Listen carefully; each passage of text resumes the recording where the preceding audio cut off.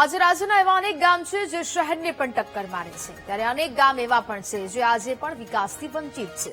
આવું જ એક ગામ દાહોદ જિલ્લામાં આવેલું છે. દાહોદના ફતેપુરા તાલુકાના ગઢડા ગામનું વાલડા ફળિયું આજે પણ મૂળભૂત સુવિધા એવા રસ્તાથી વંચિત છે.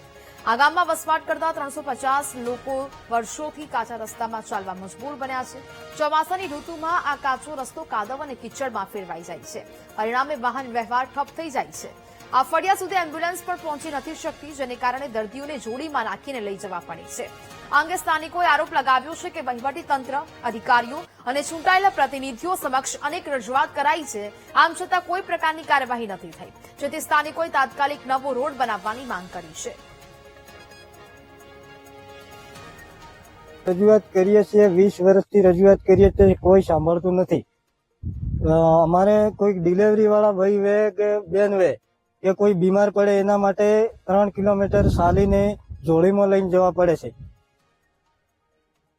પછી કોઈ રજૂઆતો અમારી સાંભળતું નથી. આ ગામ ગઢડા વાલરા ફળિયા. હા સાહેબ, અમારે આ ચોમાસાની અંતરમાં એવું છે કે એંડવાની બી તકલીફ, ખાતર પાણી લાવવી હોય તો એ તકલીફ, માથેથી પકડીને ઠેઠ 3 કિલોમીટર અંદર લઈને જવું પડે. પછી ડિલિવરી હોય તે અમારે તાત્કાલિક 108 ને ફોન કરીને રોડી જવા માટે હાઈ ખદેડી બાટી હાઈને અમારે પસાડવાનો.